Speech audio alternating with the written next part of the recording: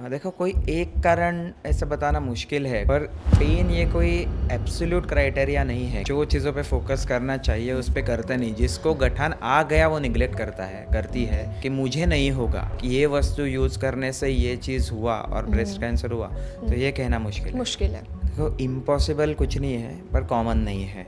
ये टॉस जैसा है, तो 50-50 का मतलब ऐसा नहीं कि दो बहनें हैं तो एक को होगा एक नहीं होगा। दोनों बार हेड्स भी आ सकता है, दोनों बार टेल्स भी आ सकता है। ऐसा कोई डॉक्टर के पास पहुँचे या उसके लिए सबसे पहला इंपॉर्टेंट स्टेप है। हर एक का ट्रीटमेंट अलग है। आपके पड़ोसी का ब्रेस्ट कैंसर का ट्रीटमेंट कोई एक पद्धति से हुआ तो ज़रूरी नहीं कि आपका भी उसी पद्धति से होगा।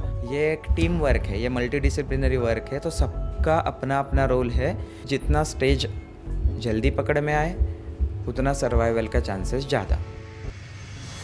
आप सभी का स्वागत है एक्सपर्ट पॉडकास्ट में। मैं हूं आपकी होस्ट ऐश्वर्या गावंडे। आज अगर हम ब्रेस्ट कैंसर का नाम सुनते हैं तो एक डर सा आ जाता है, और ये सही भी है, क्योंकि आज भारत में 2,30,000 महिलाएं कैंसर का सामना करती है हर साल। लेकिन अगर हम इसे जल्दी जान लें तो इसका ट्रीटमेंट पॉसिबल है और सर्वाइवल चांसेस भी ज़्यादा होते हैं। आज हम ब्रेस्ट कैंसर से रिलेटेड हर हेल्थ एस्पेक्ट को जांचेंगे, क्या करना चाहिए, क्या नहीं करना चाहिए, और अपनी बॉडी को बेटर कैसे समझें। आज हमारे साथ है doctor Shantanu Pendse, consultant medical oncologist SCG Nagpur, जो वहाँ के कैंसर स्पेशलिस्ट हैं। Sir, welcome. नमस्ते सर, अगर हम बेसिक टॉपिक से स्टार्ट करते हैं तो कैंसर क्या है? कैंसर एक इस प्रकार का बीमारी है जहाँ पे अपने ही बॉडी के कुछ सेल्स अपने बॉडी के कंट्रोल के बाहर चले जाते हैं। अपना ग्रोथ उनका अपने कंट्रोल में नहीं होता है, तो अनगिनत ग्रोथ अपने कंट्रोल के बाहर बढ़ना, जगह पे बढ़ना, फैलना और कभी ना कभी जानलेवा होना, ये सब हो सकता है। ओके। सो जैसे हम देख रहे हैं कि ब्रेस्ट कैंसर का रेट काफ़ी बढ़ रहा है महिलाओं में। ये जीन्स के वजह से होता है या हमारा जो आज का डेली लाइफस्टाइल है उसके वजह से हो रहा है? आपका क्या कहना है? देखो कोई एक कारण ऐसा बताना मुश्किल है। काफ़ी सारी चीज़ें हैं जो ओवरऑल कैंसर बढ़ने के कारण बताए जा सकते हैं। कुछ हद तक यानी कि करीबन 10% लोगों में कैंसर आनुवंशिक हो सकता है, ब्रेस्ट कैंसर। ओके। पर बाकी बचे हुए लोगों में कई बार बाहर के फैक्टर और कुछ अननोन फैक्टर्स ऐसे सब, या फिर कुछ मिक्स फैक्टर्स ऐसे सब हो सकता है। तो कोई एक कारण नहीं बताएंगे, पर लाइफस्टाइल मॉडिफिकेशंस, कुछ हार्मोनल घटक, ये सब का भी रोल है। But okay. हर एक व्यक्ति में कारण अलग अलग रहेगा। हमें पता है कि अर्ली डिटेक्शन इम्पॉर्टेंट होता है, तो जैसे अगर एक आम लिसनर है, उन्हें कैसा पता चलना चाहिए कि अभी उन्हें स्क्रीनिंग करनी चाहिए या फिर वो हाई रिस्क ग्रुप को बिलोंग करते हैं ब्रेस्ट कैंसर की? देखो जिसके भी घर में किसी को भी ब्रेस्ट कैंसर या ओवेरियन कैंसर या कुछ हद तक उनके घर के या रिश्तेदारों में जो ब्लड रिश्तेदार है यानी कि खून के रिश्तेदार है, उनमें प्रोस्टेट या पैनक्रियाटिक कैंसर है, ऐसे महिलाओं ने विशेष सतर्क रहना चाहिए। पर ये तो एक स्पेसिफिक ग्रुप हो गया। अगर आम जनता की बात करें तो सबने अवेयर होना ये पहला स्टेप रहेगा, ऐसे मुझे लगता है। स्क्रीनिंग ये भी बाद में आएगा, पर पहले अवेयर होना यानी कि कैंसर हो सकता है या फिर अपने खुद के ब्रेस्ट में चेंजेस लग रहे हैं या फिर उसका कुछ तो अलग लग रहा है, कुछ गठान लग रहा है, इसका अवेयरनेस है पहले स्टेप है, ऐसे मुझे लगता है। टेस्ट और ये सब बाद में आएंगे। दूसरी बात ऐसे है कि स्क्रीनिंग जब भी हम बात करते हैं, स्क्रीनिंग का मतलब होता है कि जिसको लक्षण नहीं है ओके। तब जो टेस्ट किए जाते हैं कोई भी बीमारी जल्दी पकड़ने के लिए, उसको स्क्रीनिंग कहते हैं। अच्छा। तो ओके। कुछ लगने के बाद टेस्ट करना है, स्क्रीनिंग नहीं होगा। हाँ। कुछ भी नहीं है तब जाके चेक कराना है, स्क्रीनिंग में आएगा। पर ये अच्छा। सबके पीछे अवेयरनेस है पहला घटक रहेगा। ओके। मतलब जैसे स्क्रीननेस हम पहले सिर्फ अवेयरनेस के लिए ले रहे हैं कि हमें है या नहीं ये जांच करने के जी, लिए। स्क्रीनिंग ये जनरल पॉपुलेशन पे भी लागू हाँ। हो सकता है, यानी कि जिसको कुछ भी नहीं है हाँ। उसको चेक करना भी स्क्रीनिंग में आएगा। जिसको कुछ लग रहा है उसको चेक करना अलग अलग आएगा। होता है। ओके। तो जैसे क्या चेंजेस हमारी बॉडी में हम फील करते हैं तब हो सकता है कि कैंसर के चांसेस है, या फिर लेट्स चेक कि डॉक्टर के पास दिखाना चाहिए? यूजुअली कोई भी गठान जो अलग से लग रहा है, कुछ गठानें होंगी जो पीरियड्स के साथ फ्लक्चुएट होती है या फिर कम ज़्यादा होती है। कुछ बाकी भी बहुत सारे कॉजेस है। बहुत अगर हम परसेंटेज देखा जाए तो बहुत कम गठानें कैंसर की होती है। ओके। पर जो भी एबनॉर्मल है, लंबे समय से है और तेज़ी से बढ़ती जा रही है, या फिर मेनोपॉज के टाइम पे आ रही है, या फिर पीरियड से संबंधित नहीं है, ऐसी कोई भी गठान हो तो बेहतर है कि कोई ना कोई आपके आसपास डॉक्टर हो, गायनेकोलॉजिस्ट हो जो ब्रेस्ट के बारे में कुछ जानते हो, Okay. या फिर सर्जन्स हो, उनको दिखाना, और बाकी कुछ नहीं है ना ये देखना तो ज़रूरी है। ओके सो जैसे अभी हम खुद का ब्रेस्ट चेक करते हैं, बीइंग अ वुमन मैं बहुत फ्रैंकली आपसे पूछना चाहूँगी कि हम चेक करते हैं तो चेक बहुत बार ऐसा होता है कि कुछ गठानें पेनफुल होती है, तो ऐसा कहा जाता है कि if they are painful so it's not a problem, जो हमारा रेगुलर गठान में होती है, लेकिन अगर वो पेन नहीं करता है तो वो कैंसर की गठा, ऐसा कुछ ये होता है? ऐसा कहते हैं, बट कैंसर की गठानें शुरुआती स्टेज पे यूजुअली पेनफुल नहीं होती। नहीं होती है, ओके। पर पेन ये कोई एब्सोल्यूट क्राइटेरिया नहीं है कि अच्छा। पेन है या पेन नहीं है, ऐसे एब्सोल्यूट वही हम ये नहीं कह पाएंगे कि वो 100% वैसा ही है कि पेनफुल है तो है। नहीं है, या फिर ओके। पेनलेस है तो कैंसर ही है। ऐसा दोनों तरफ से नहीं कहूँगा मैं। अच्छा, मतलब ये मिथ्स में से एक ये कह जी सकते हैं हाँ। हम। ओके सो जैसे आजकल एक्चुअली अगर देखा जाए तो काफ़ी सारे मिथ्स सरफेस हो रहे हैं ब्रेस्ट कैंसर या स्पेसिफिकली कैंसर को लेकर के, कि इवन जैसे कहे तो कभी मेरी मम्मी भी कहती है कि लाइक यू नो ज़्यादा परफ्यूम मत लगा, परफ्यूम से कैंसर होता है। Don't use much mobile phones, उसके रेडिएशन से कैंसर होता है। If you are travelling too much by aeroplane, if you are having more aviation stuff, उसके रेडिएशन से कैंसर होता है। सो आप बताना चाहेंगे कि ऐसे कौन से बहुत ही नॉर्मल बेसिक मिथ्स है ब्रेस्ट कैंसर को लेकर के जिन्हें हमें रोकना चाहिए, और एक्चुअल में क्या होता है? देखो, इसका ये मिथ्स का प्रॉब्लम ये है कि लोग जो चीज़ों पे फोकस करना चाहिए उस पे करते नहीं। जिसको गठान आ गया वो निगलेक्ट करता है, करती है, या करता है, वो इधर उधर घूमता है। उसको एक प्रकार से निग्लिजेंस भी नहीं कह पाएंगे, उसको ये एक प्रकार का डिफेंस मैकेनिज्म है कि मुझे नहीं होगा। अच्छा। तो पहले ये माइंडसेट से बाहर आने का ज़रूरत है। दूसरा कि ये जो भी आपने अभी लिस्ट का बड़ा चौड़ा कि एरोप्लेन से जाने के बाद, फ़ोन लेने के बाद, या फिर कुछ ऐसा सब, तो ये सब का कोई भी प्रूवन अभी तक कुछ नहीं है कि ये सबसे होता है। कुछ केमिकल कार्सिनोजेंस कई सारी घटकों में हो सकता है, पर उसका ऐसा अगर हम बात करेंगे कि कोई एक ये वस्तु यूज़ करने से ये चीज़ हुआ और ब्रेस्ट कैंसर हुआ, तो ये कहना मुश्किल है।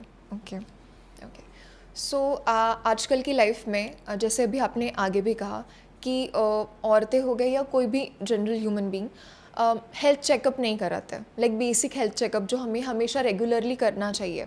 सो यंग वुमेन्स को कौन से एज से ब्रेस्ट कैंसर के लिए चेकअप करना चाहिए, हेल्थ चेकअप?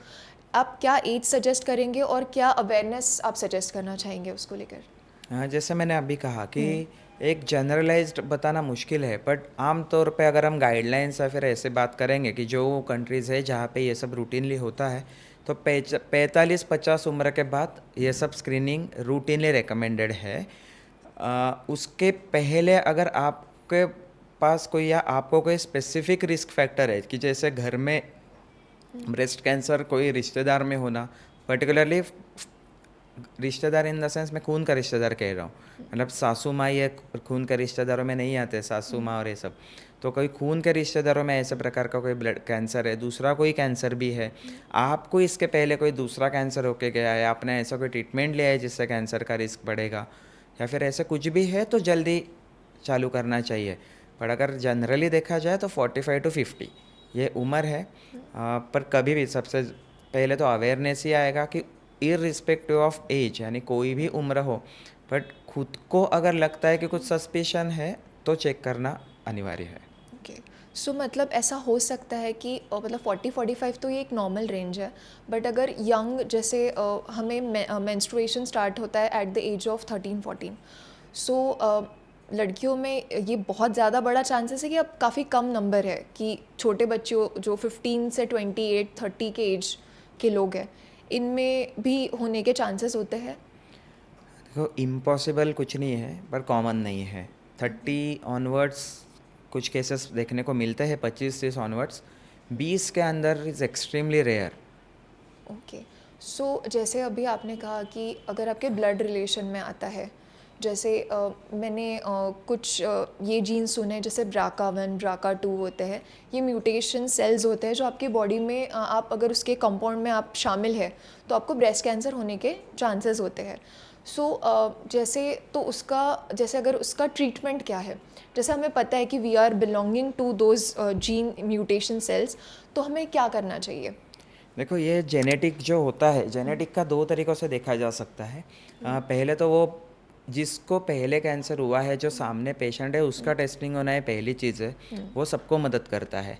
अगर मान लो कोई एक लेडी है जिसको ब्रेस्ट कैंसर डायग्नोस हुआ और उसका वो जेनेटिक यानी आनुवंशिकता का टेस्ट पॉजिटिव आता है, तो उसके लिए कुछ थेरेपीज़ है कि जो वो पर्टिकुलर टाइप में काम करते हैं, ये उसका फ़ायदा हुआ। दूसरा कि उसके फैमिली में वो जा सकता है क्या, इसका हर एक का एक प्रोबेबिलिटी या परसेंटेज है जो जा सकता है कि फर्स्ट कितने परसेंटेज में जाएगा, कितने परसेंटेज में नहीं जाएगा। ये टॉस जैसा है, तो 50-50 का मतलब ऐसा नहीं कि दो बहनें हैं तो एक को होगा एक नहीं होगा। दोनों बार हेड्स भी आ सकता है, दोनों बार टेल्स भी आ सकता है, तो दोनों को हो सकता है, दोनों में से एक को वो जीन हो सकता है। और दूसरी बात कि वो जीन यानी कि वो आनुवंशिकता का घटक आने से आपको वो कैंसर होगा ही, ये ज़रूरी नहीं है, उससे आपका वो रिस्क बढ़ा हुआ है। ओके। तो फैमिली में यूजुअली ये कहा जाता है कि अगर आपको नोन है आपके फैमिली में, तो जितनी भी कम से कम उम्र में आपके फैमिली में मिला, उसके 5 साल पहले से आपका टेस्टिंग शुरू होना ज़रूरी है। ओके, मतलब जब उन्हें हुआ उसके 5 साल पहले से जी, पर टेस्टिंग करना। टेस्टिंग आइडियली सबका होना चाहिए जिसको आजू-बाजू के लोग हैं उनमें। और स्क्रीन बाकी जो स्क्रीनिंग यानी कि पहले से टेस्टिंग 5 साल तो भी पहले शुरू होना ज़रूरी है। सो अभी जैसे न्यू लाइफस्टाइल जेन ज़ी लोग, मिलेनियल्स हो गए, most of the people are working from home, junk food खाते हैं, सिटिंग ज़्यादा है, एक्सरसाइज कम है। सो इसका क्या टेक है into, are this the factors to contributing into cancer? कुछ कैंसर्स में है, हर चीज़ डायरेक्ट नहीं होगी, यानी कि आप बैठ के खाने से या फिर लाइफस्टाइल रिलेटेड हर कैंसर डायरेक्ट नहीं होगा, बट कुछ कैंसरों का रिस्क बढ़ेगा, कुछ हार्मोनल लेवल्स बदलेंगे, कुछ उससे रिलेटेड कुछ चीज़ें आएंगी और कैंसर का रिस्क बढ़ेगा। दूसरा कि कार्डियक यानी कि हार्ट कंडीशंस आएंगे तो ट्रीटमेंट लेने पे भी असर आएगा। तो ये हर चीज़ कंपाउंड करती है, यानी कि रिस्क शुरू होने से लेके आप ट्रीटमेंट ले पाने तक हर चीज़ में वो इनडायरेक्ट या डायरेक्ट असर डालने का ओके, ये मतलब रहेगा। ये एक स्लो ग्रोथ दे सकता है कैंसर को, और राइट? बाकी के फैक्टर्स अफेक्ट कर सकता है, यानी कि आपका लाइफस्टाइल ख़राब है, आप प्रोन हो कोई एक हार्मोन की बीमारी के लिए जिसके वजह से आप ब्रेस्ट कैंसर को प्रोन हो, उसके सेम कॉज के वजह से आपको हार्ट कंडीशन भी है और आप ट्रीटमेंट भी ठीक से नहीं ले पा रहे हो, तो ये चीज़ें कई बार ऐड अप करती है। सो अभी मुझे ये पूछना है कि जैसे अभी किसी को कैंसर, ब्रेस्ट कैंसर डिटेक्ट हो गया है, मे बी इसके स्टेजेस अलग अलग हो सकते हैं, may be stages 1 stage 2 and so on. So early stages का क्या ट्रीटमेंट होता है एंड कैसे आप प्रोसेस करते हैं, जैसे आप कैसे पेशेंट्स को एनकरेज करते हैं in order to take the treatment, and क्या ट्रीटमेंट का प्रोसीजर होता है? जैसे हम अभी नागपुर में रहते हैं, काफ़ी सारे पेशेंट्स हम लोग रूरल या आजू बाजू के गाँव के एमपी से आने वाले भी देखते हैं। तो सबसे पहला ऑब्स्टेकल है कि पेशेंट हमारे तक पहुँचे। जो ट्रेंड ऑन्कोलॉजिस्ट है वो मेडिकल ऑन्कोलॉजिस्ट हो सकता है, रेडिएशन ऑन्कोलॉजिस्ट हो सकता है, सर्जिकल ऑन्कोलॉजिस्ट हो सकता है, बट जिसने ये विषय का अभ्यास किया है, जिसको कैंसर में क्या करना है और उससे इम्पोर्टेंट क्या नहीं करना पता है, ऐसा कोई डॉक्टर के पास पहुँचे, ये उसके लिए सबसे पहला इम्पोर्टेंट स्टेप है। डायग्नोसिस होने के बाद वो नहीं है ऐसा अपने मन में रख के इधर उधर भागना नहीं, ये सबसे गलत। इम्पॉर्टेंट हाँ, मैसेज हाँ। मैं देना चाहूँगा कि ट्रेंड डॉक्टर के पास पहुँचिए। बाकी आप जो भी जिस पे भी आपका भरोसा है, मैं कोई एक डॉक्टर का तो नहीं बोलूँगा, बट जो भी आपको भरोसा लगता है उस पे भरोसा कर कीजिए। वो जो भी डायग्नोसिस यानी कि और कोई एडिशनल टेस्ट लगता है आजकल, किस प्रकार का ब्रेस्ट कैंसर, कोई एक कैंसर नहीं कहेंगे, उसमें भी अनेक प्रकार है। कुछ हार्मोन्स पे डिपेंडेंट है, कुछ कोई और घटकों पे डिपेंडेंट है, कुछ कंप्लीटली अलग बर्ताव रखने वाले ब्रेस्ट कैंसर्स है। तो हर एक का सब टाइप अलग है, हर एक का बर्ताव, कैंसर का बर्ताव हर एक प्रकार का अलग है, तो ट्रीटमेंट भी अलग अलग है। ओके। तो हर ये इंडिविजुअलाइज्ड है, ये पर्सनलाइज्ड है। आजकल कोई भी ऐसा नहीं है कि हर एक जन आया उसको एक ही ट्रीटमेंट दिया। आजकल पर्सनलाइज्ड मेडिसिन का ज़माना चल रहा है, यानी कि जो पेशेंट आएगा उसको उसके डायग्नोसिस और सब डायग्नोसिस उसका स्टेज के हिसाब से पर्टिकुलर ट्रीटमेंट किया जाए। वो हो सकता है कि हार्मोन का थेरेपी हो, टारगेटेड थेरेपी हो, आजकल इम्यूनोथेरेपी आया है। आ, तो ये जानना इम्पोर्टेंट है कि हर एक का ट्रीटमेंट अलग है। आपके पड़ोसी का ब्रेस्ट कैंसर का ट्रीटमेंट कोई एक पद्धत से हुआ तो ज़रूरी नहीं कि आपका भी उसी पद्धत से होगा। आपका और उसका ट्रीटमेंट बदल सकता है, आपके रिपोर्ट्स अलग अलग है तो भले एक ही अवयव का कैंसर हो। ये पहली बात है। तो आजू बाजू के लोग जो कह रहे हैं वैसे ही ट्रीटमेंट होना चाहिए, ऐसा ज़रूरी नहीं है। दूसरी बात कि ट्रीटमेंट कंटिन्यूएशन रखना इम्पॉर्टेंट है कि आप जो बताया जाए वो टाइम पे वो चीज़ करते जाए, क्योंकि टाइम इम्पॉर्टेंट रहेगा कि आप कितना टाइम गंवा रहे हो, कितनी चीज़ें टाइम पे कर रहे हो। तो ये सब चीज़ें सब मिलके रिजल्ट्स देती है। ऐसा नहीं है कि स्टेज 1 है आपने निगलेक्ट किया, वो पता नहीं कब स्टेज 2 में पहुंचेगा। तो ओके। बट मोटा मोटी chemotherapy, surgery, radiation, hormone therapy और कुछ कुछ अलग प्रकार के इम्यूनोथेरेपी जैसे कुछ थेरेपी हो गए, ये सबसे मिलके ट्रीटमेंट किया जाता है। तो कोई एक डॉक्टर से ट्रीट हो पाएगा ऐसा बीमारी नहीं है, इसको टीम लगता है। सबका कुछ ना कुछ रोल है इसमें। सर्जन का कुछ रोल है, कुछ दवाइयाँ यानी इम्यूनोथेरेपी, कीमोथेरेपी, टारगेट थेरेपी, ये सब जो भी वो पेशेंट को अप्रोप्रिएट है वो डिसाइड करने वाले मेडिकल ऑन्कोलॉजिस्ट का रोल है। ज़रूरत पड़ेगा तो उसमें रेडिएशन देना है तो रेडिएशन ऑन्कोलॉजिस्ट का रोल है। पैथोलॉजिस्ट जो कि वो निदान देता है, उसका सब टाइप बताता है, जो उस ये बताता है कि क्या ट्रीटमेंट क्या हम करेगा, वो रिपोर्ट जो देता है। तो ये एक टीम वर्क है, ये मल्टी डिसिप्लिनरी वर्क है, तो सबका अपना अपना रोल है। तो ये पेशेंट को समझना पड़ेगा कि ये टीम एफर्ट रहेगा। दूसरा कि शायद एक एक दिन में डिसीजन नहीं हो गए, बट सही तरीके से जाना ज़रूरी है। और लंबा ट्रीटमेंट रहेगा, बट जो ख़त्म करना इम्पॉर्टेंट है। ओके। इसमें ट्रीटमेंट में सर्वाइवल चांसेस के रेट्स क्या है, ये मैं जानना चाहूँगी। जनरली स्पीकिंग मतलब जितना स्टेज जल्दी पकड़ में आए उतना सर्वाइवल का चांसेस ज़्यादा। ये एक जनरल रूल है। स्टेज 1-2 में हमेशा स्टेज 3 और 4 से ज़्यादा चांस रहेगा। स्टेज 3 में भी स्टेज 4 से ज़्यादा चांस रहेगा। पर अभी ये सब नई नई दवाइयाँ आ रही है, नई नई टारगेटेड थेरेपीज़ आ रही है, कुछ एक्सपेरिमेंटल दवाइयाँ आती जा रही है। हर चीज़ इंडिया में आज अवेलेबल नहीं होता है, बट कभी ना कभी वो आता है। कभी ना कभी जो महंगा है वो सस्ता होता है। तो बढ़ते जा रहा है सर्वाइवल। मतलब पहले स्टेज 4 में हम लोग, या फिर मेरे पहले जो लोग ने काम किया ये फील्ड में, मैं लकी हूँ कि मैं काफ़ी सारी दवाइयों के ज़माने में ऑन्कोलॉजिस्ट बना हूँ। जो लोग ने ऐसे ज़माने में काम किया कि जब उनके पास 4-5 या 6 दवाइयाँ थी, जब लोग महीनों की बात करते थे फैले हुए कैंसर में कि कुछ महीने, शायद 1 साल 1.5 साल।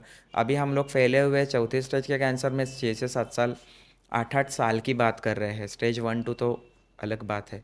तो अभी ऐसे हर एक ये बताना मुश्किल है कि एक, आफ्टर ऑल ये भी बॉडी पे भी डिपेंड करता है कितना ट्रीटमेंट ले पा रहे हैं, ट्रीटमेंट टॉलरेट कैसा हो रहा है, आप कितना ले रहे हो।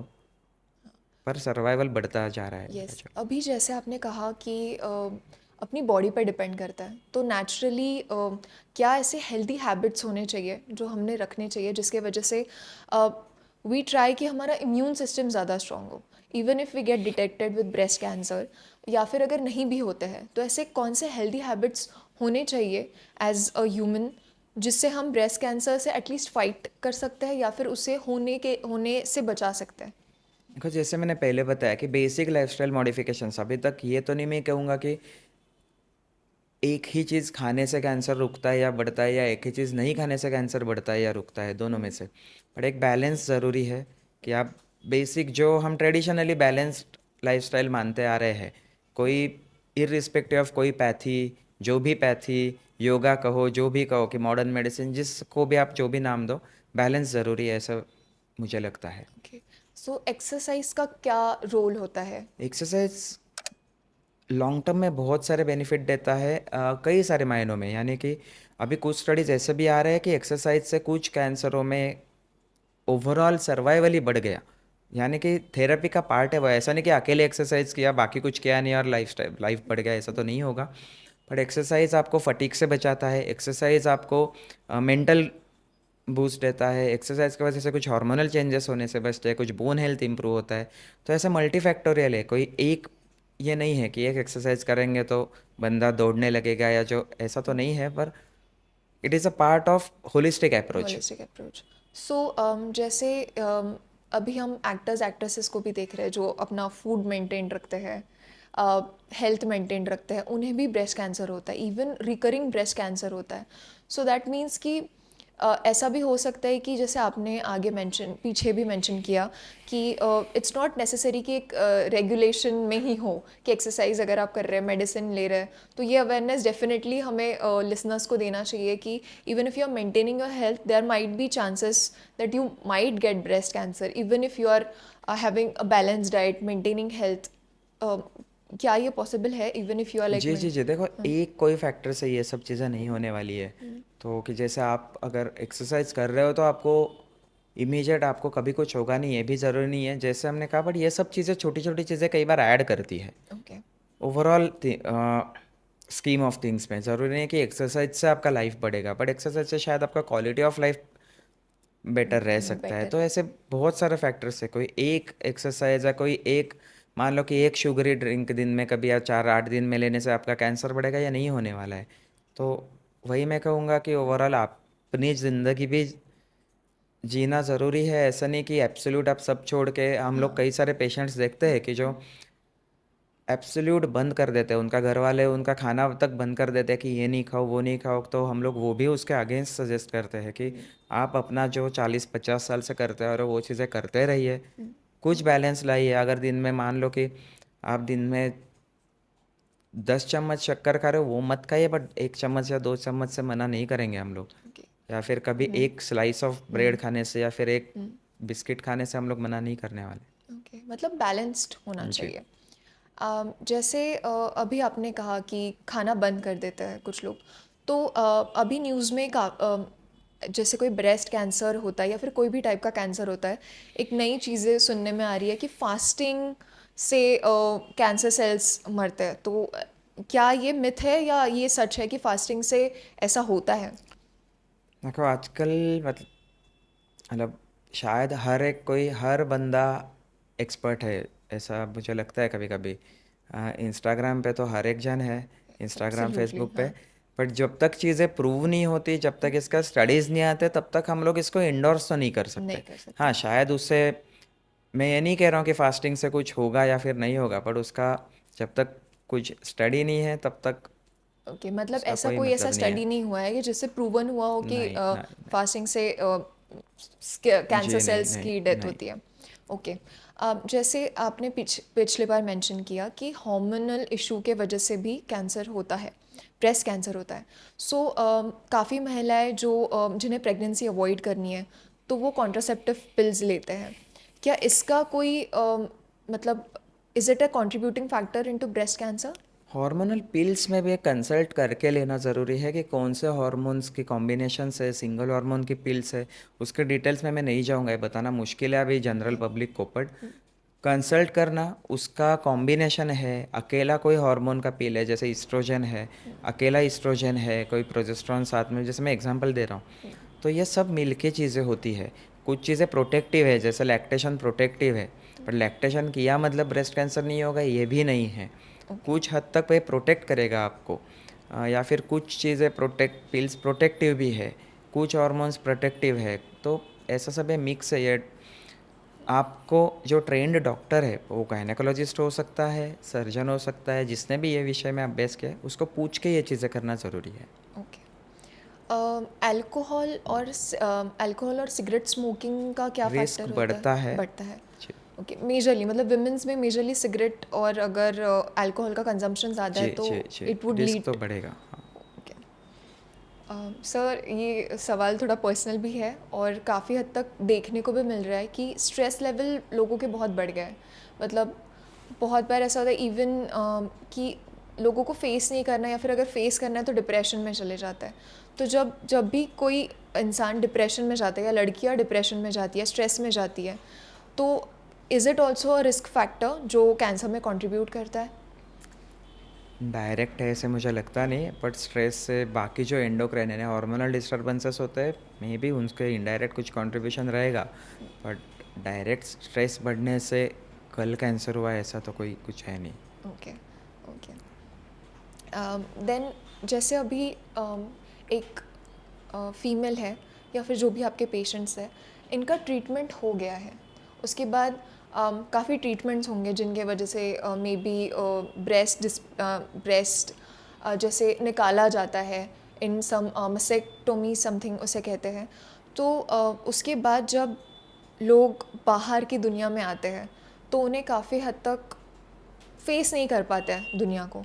तो आप कैसे पेशेंट्स को सजेस्ट करेंगे जिन्होंने ब्रेस्ट कैंसर को हराया है और अभी बाहर निकले हैं, तो उन्हें ज़िंदगी जीने के लिए आप क्या मोटिवेशन दे सकते हैं, फिर कैसे वो इससे ओवरकम कर सकते हैं? देखो, शायद मेरा नज़रिया अलग रहेगा, मैं एक मेल हूँ, पर अगर मैं डॉक्टर करके देखूँ भले मेल फीमेल, तो एक चीज़ इज़ प्रिटी श्योर कि लाइफ कम्स फर्स्ट। मतलब पहले लाइफ आएगा, उसके बाद ब्रेस्ट आएगा, उसके बाद बाकी सब आएगा। तो जब भी डिसीजन होता है कि ब्रेस्ट बचाना है या नहीं बचाना, आजकल अच्छे अच्छे सर्जिकल टेक्निक्स है। पहले कीमोथेरेपी देके गठाने छोटी करके फिर ऐसे सर्जरीज भी किए जाते हैं कि जो ब्रेस्ट बचते हैं, पूरा ब्रेस्ट निकालने की ज़रूरत नहीं पड़ती। अच्छे खासे परसेंटेज ऑफ पेशेंट्स में ये मुमकिन है, पर ब्रेस्ट के पहले लाइफ आता है, तो हमेशा चॉइस ये देख के रहेगा कि क्या हम इक्विवेलेंट यानी कि ब्रेस्ट बचा के नुकसान तो नहीं कर रहे ना। जिनमें वो नहीं हो रहा है उसमें ब्रेस्ट बचाना पॉसिबल है। उसके बाद जिनका ब्रेस्ट पूरा निकालना पड़ रहा है उनको भी रिकन्स्ट्रक्शन का ऑप्शन है। वो उसी समय पे भी हो सकता है, यानी कि जब सर्जरी होता है तभी भी, बाद में भी किया जा सकता है, और ये कॉमनली अवेलेबल है, एकदम ही नहीं होने वाली चीज़ नहीं है। दूसरा कि ये सब चीज़ों का ट्रॉमा यानी मेंटल और ये सब के लिए काउंसलिंग और ये सब भी इसमें इंपॉर्टेंट पार्ट्स रहते हैं। जैसे मैंने पहले बोला कि ये सब मतलब right, this starts from the family का सपोर्ट से लेके आउटसाइड सपोर्ट, ये सब इसमें आता है। तो family support, social support, psychology का यानी साइकोलॉजिस्ट का इन्वॉल्वमेंट, काउंसलिंग और ट्रीटिंग डॉक्टर के इन्वॉल्वमेंट, ये सब मिल के ये टीम एफर्ट है, जैसे मैंने पहले कहा था। इट्स अ टीम एफर्ट, जैसे फैमिली भी एक रोल प्ले करती है आपके मोटिवेशन के लिए, साइकोलॉजिस्ट, तो थेरेपी भी आप सजेस्ट करते हैं कि हम ले सकते हैं in order to overcome that. We have reached like the end of our session. मैं जानना चाहूँगी कि आप आज जो हमारे लिसनर्स हैं उनके लिए आप क्या ऐसा हेल्थ मंत्रा दे सकते हैं? वही है कि सबसे इम्पोर्टेंट जो हम रिपीटेडली वही बात कर रहे हैं कि अवेयर हो जाइए। ब्रेस्ट कैंसर या कोई भी कैंसर हो सकता है, इसका एक्सेप्टेंस रखिए। हो सकता है तो जो ट्रेंड डॉक्टर है या फिर कोई भी दिशा में गुमराह नहीं हुई है, सही यानी कि सही ट्रेंड डॉक्टर के पास पहुंचिए। एक ओपिनियन से नहीं हो रहा है, आपको अगर लग रहा है कि और लेना, तो सेकंड ओपिनियन भी ट्रेंड डॉक्टर से ही लीजिए, और एक दिशा में अपने डॉक्टर के सलाह के अनुसार ट्रीटमेंट करिए। दूसरी बात कि ट्रीटमेंट कंटिन्यूएशन में करिए जैसा बताया जा रहा है और जितना बताया जा रहा है। तीसरा कि कॉस्ट एक एडिशनल फैक्टर रहता है, पर एक चीज़ दिमाग में रखिए कि नई दवाइयाँ महंगी हो सकती है, बट कभी ना कभी वो सस्ती होती है। जो दवाइयाँ अभी यहाँ पे नहीं है वो कभी ना कभी यहाँ पे आती है। शायद कुछ दवाइयाँ जो पहले 1 लाख रुपए 2 लाख रुपए की आती है वो अभी 10-15 हज़ार की आई है। तो ओवरऑल ही सिर्फ शारीरिक, मानसिक, इमोशनली, फाइनेंशियली भी हिम्मत मत हारी है। बहुत सारे सोर्सेस है, कभी ना कभी हर एक ऑप्शन खुलने का चांस तो रहता है, उसमें बने रहिए। जी बिल्कुल बिल्कुल। दोस्तों, ब्रेस्ट कैंसर सिर्फ अक्टूबर मंथ का टॉपिक नहीं है। Like as we are saying together कि अवेयर रहिए, जैसे डॉक्टर कह रहे हैं हमें ब्रेस्ट कैंसर हो सकता है, इसके चांसेस को हमेशा हमारे अंदर रखिए।